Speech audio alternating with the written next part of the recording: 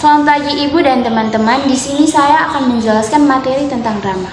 Nah, sebelumnya kira-kira teman-teman tahu tidak apa yang dimaksudkan dengan drama?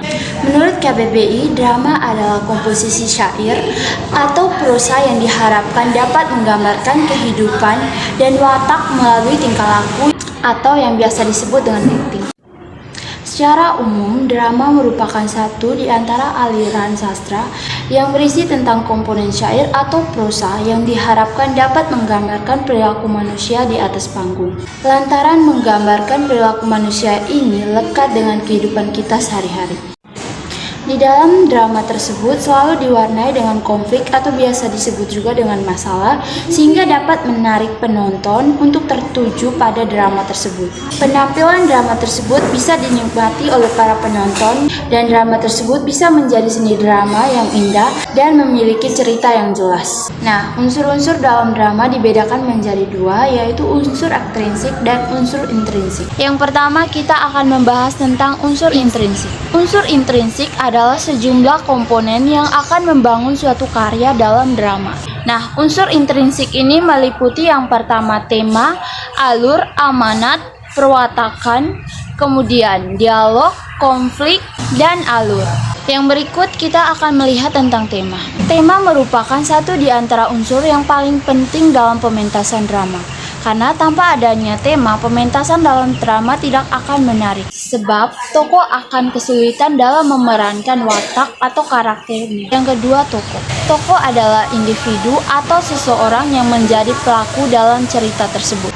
Tokoh-tokoh dalam drama dapat diklasifikasikan sebagai berikut. Yang pertama, berdasarkan sifatnya itu dibedakan menjadi tiga, yaitu tokoh protagonis, antagonis, dan yang terakhir tritagonis.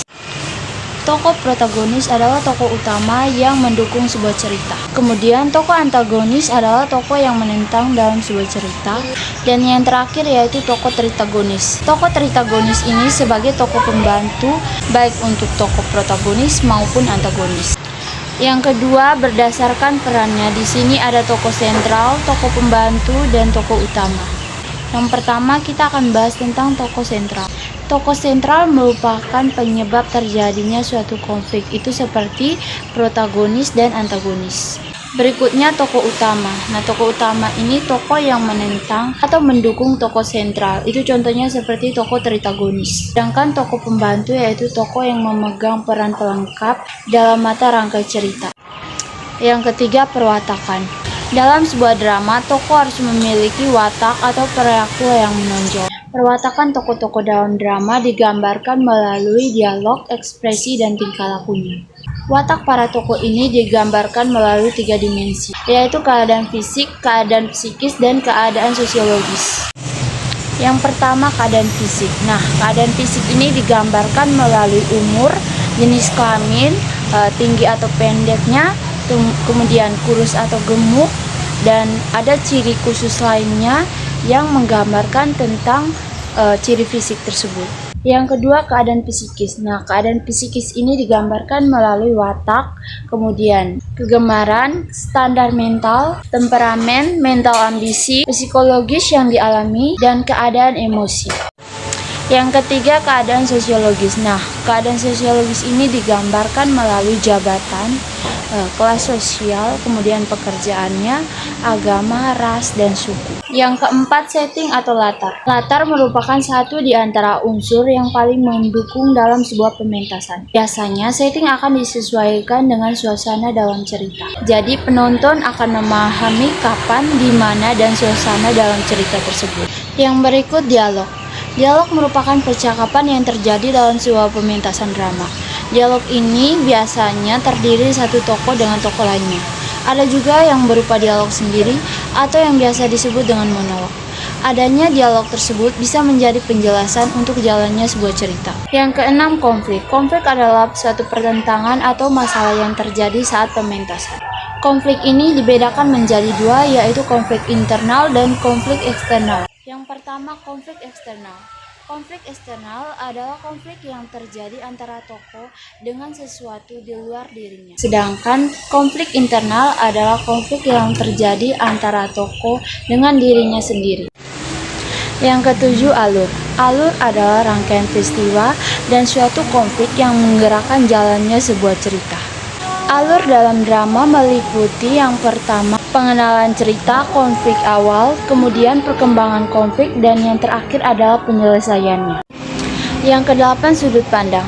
Sudut pandang adalah cara pandang yang digunakan oleh pengarang sebagai sarana untuk menyajikan tokoh, tindakan, latar, dan peristiwa.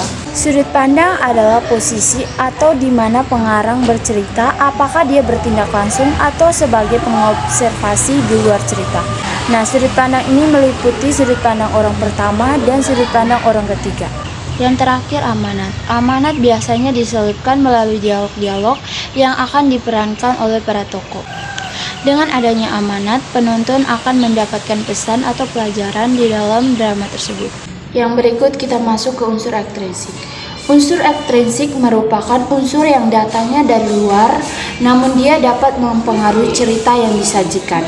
Komponen-komponen yang termasuk dalam unsur ekstrinsik yaitu yang pertama, latar belakang, kemudian nilai agama dan kepercayaan, yang berikutnya kondisi politik negara, yang keempat psikologis pengarang, dan yang kelima yaitu situasi sosial budaya. Adapun nilai-nilai lainnya yaitu nilai agama, politik, sosial, dan budaya yang juga turut mempengaruhi dalam sebuah drama.